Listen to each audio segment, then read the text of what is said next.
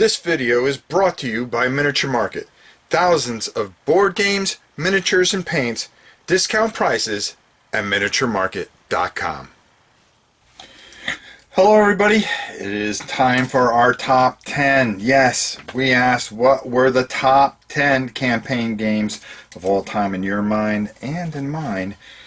Some of them are campaigns, but there's a lot of scenarios to it. This is a tricky one, but I found the list to be very, very interesting. But without further ado, let's move ahead and get right to it. I think you'd be shocked how close we are. At number 10, you guys picked Mice and Mystics. Mice and Mystics, with all the expansions, you said that campaign mode was one of the best, and that was coming in at number 10. Great game, a lot of fun. You can play with your kids. We printed it up.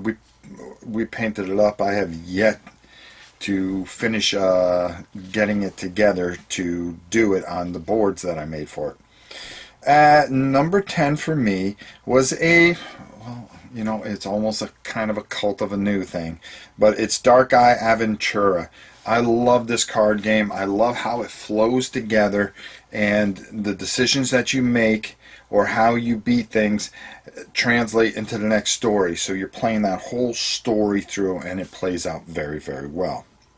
At number 9 for you guys was one that kind of caught me off guard, but is a very good game, and I just happen to have it and have it painted, and that's Mechs and Minions. You guys liked Mechs and Minions. This is based on a League of Legends game.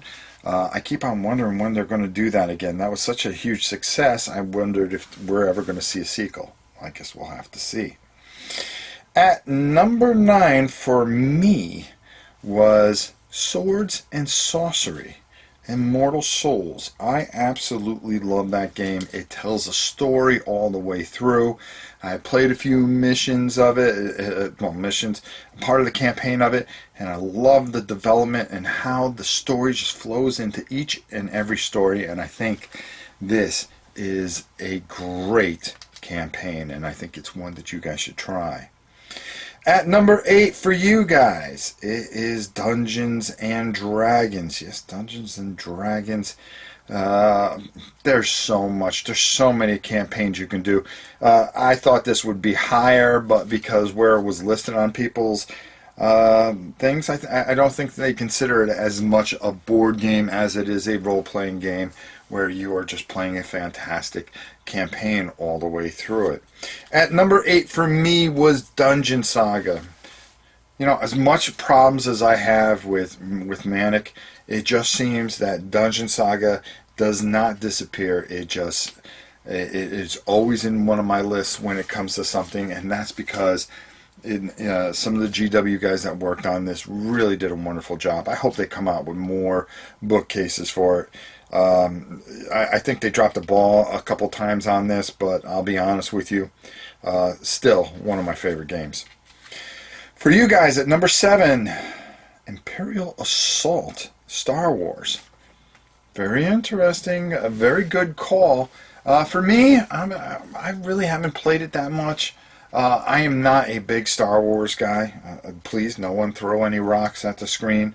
It's something I will play at some point, and maybe I have all the expansions. I have Imperial Assault. We'll just see where it comes down the road. Number 7 for me, Panzer Blitz, the old bookcase game. Yes, I know these are basically scenarios, but what happens is you start out and the story builds and it tells year by year what's going on. For me, it was one of the very first games before Dungeons and Dragons for me that I played as a campaign all the way through. It holds a very dear spot in my heart. So that's why you're going to find that at number 7 for me. Panzer Blitz, the old bookcase game. If you get a chance, get it. You can find it on eBay for about $10-15. Number 6 for you guys, Pandemic Legacy. Either season 1 or 2. This is a game that I had and I just really had no interest, but you guys love it, and I love Pandemic. The whole playing it once, I was always afraid to play it once because then it becomes useless. So I just Didn't do it. At number 6 for me is Dungeons and Dragons. I remember my very first time playing this fantastic game and just being sucked in. I made a character called Thundar the Barbarian, of course, after Thundar the Barbarian. And I still remember to this day some of the first journeys that we ever took and the campaign modules. I was sucked in and I never looked back from that point. At number 5 for you guys, Zombicide Black Plague. Zombicide Black Plague. Very good game. I think I just got tired of the whole Zombicide thing, but very, very, very deep, very good. I had a lot of fun painting it, to be honest with you. Very good game, and I think a real home run for you guys. But at number 5 for me was Legends of Andor. I love how this game kind of plays out, where you're kind of just, you start the game with no rules, but you're learning as you go through this massive campaign, and you play it all the way through, and there's twists, and there's turns, and there's one of my favorites of all time, Legend of Andor. And if you haven't played it, get your hands on it. It's a fun, beautiful, great game.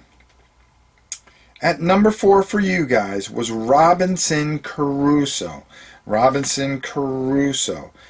I heard this game is very, very hard. I do have it. I just haven't gotten to the table, so it couldn't make this list. It wouldn't have been fair.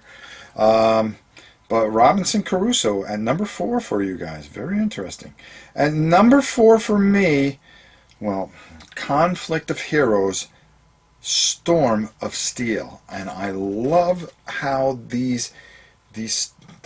scenarios build in this campaign, and it builds to this epic battle. I can't wait for the second edition to come out. I want to get my hands on that. I've been waiting 2 years, 3 years, 4 years, somewhere in there for the second edition to come out.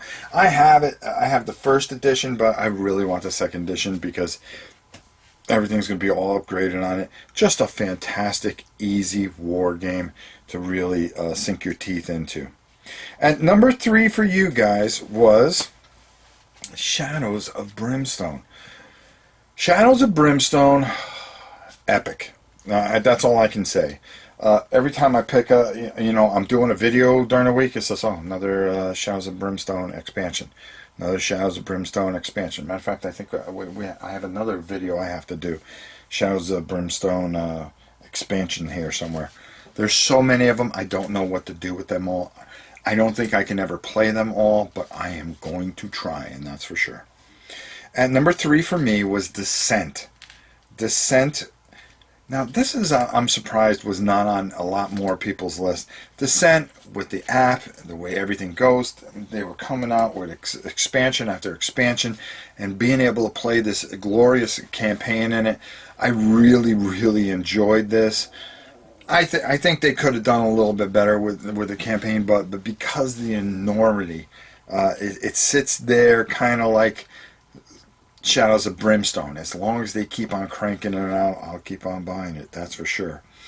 At number 2 for you guys was Memoir 44. That's a very good one. For me, I just didn't see it. It's in my top 20, but I just don't see it as a number 2 game. But a lot of you out there picked it, and it was there for you guys. At number 2 for me was Gloomhaven. There is so much going on with this game. I don't think I can ever get done with this game. This is a tremendous, tremendous piece of work here. This game is I mean, what more can you say about Gloomhaven? It's hot. It'll stay hot. And if they come out with more, all they have to do is use the same heroes. Just come out with, like a small expansion for it. Maybe another board and another booklet full of it. I mean, the possibilities are endless. And this is a tremendous, tremendous game. Well, we're coming up on our number ones. But why don't we do something a little different? I picked one person off of the BGG thread, and I decided we're going to read his, and that's James Crampton. And let's take a look at his top 10 before we go into our number ones and see how close they are to ours. At number 10, he has Mechs and Minions. At number 9, Zombicide Black Plague. Okay, so a couple of them that are on our list. At number 8, excuse me, Imperial Settlers. That's one I haven't sunk my teeth in. At number 7, Harry Potter Hogwarts Battle. Okay. At number 6, Charterstone. Cult of the New, bro. Cult of the New. Number 5, Robinson Crusoe. Good one. At number 4, this is one that I'm kind of shocked I didn't see more of. Near and Far. At number 3, here's another one I'm shocked a lot of people didn't put have in there. Arkham Horror LCG, which is very, very good, by the way, after I went through and read it. At number 2, he has Shadows of Brimstone. So he's pretty close with the rest of us, and of course he helped him. But at number 1, he's got Kingdom Death Monster, which did not make it on either one of our lists, which I'm kind of shocked at. Kingdom Death Monster, number 1 for James Crampton. What's our number 1? Well, your number 1 is my number 2, and that's Gloomhaven. Gloomhaven. I've already said enough about it. Great game. Great pick by you guys. A lot of you had it. And it was number 1 for a lot of people. I think some people it was at number 2 or 3, but for the most part, I had a lot of number 1 emails. For me, my number 1 is Shadows of Brimstone. I mean, I already talked about it with your pick. Shadows of Brimstone, absolute classic game. So much to it. I mean, there's no end. And then next month there's another expansion. I mean, unbelievable. So, which leads us to, you guys did a great job as usual. This was a lot of fun. But what's next week's top 10, top 8, top 6, top 5? Well, it's going to be a top 5. And it's going to be, it was actually written in by one of you guys, and I saw it on BGG. Forgive me, I don't remember the gentleman's name. But he wrote in and he said, what top 5 games do you consider works of passion? Okay? And what I mean by that is that somebody developed a game out of love and passion, something that you really felt that they believed and they were behind, and that you consider works of passion and love, and not just to make a whole bunch of corporate money. That this was something that they really believed in, and we're going to put that up. So, what are the top 5 games that you consider a labor of love? Okay, so you guys pick your 5, and I'm going to pick my 5 because I think I thought about it for a little bit, and I said, wow, I do have 5s. So top 5 games that you consider a labor of love, that somebody put their passion, their heart, and they believed in the game and they loved the game so much, instead of just grinding out the most latest corporate version of something. That's all I'm going to say about that. Well, there you go. You got your mission for next week, and until next time, it's your old pal Rob. We will see you soon.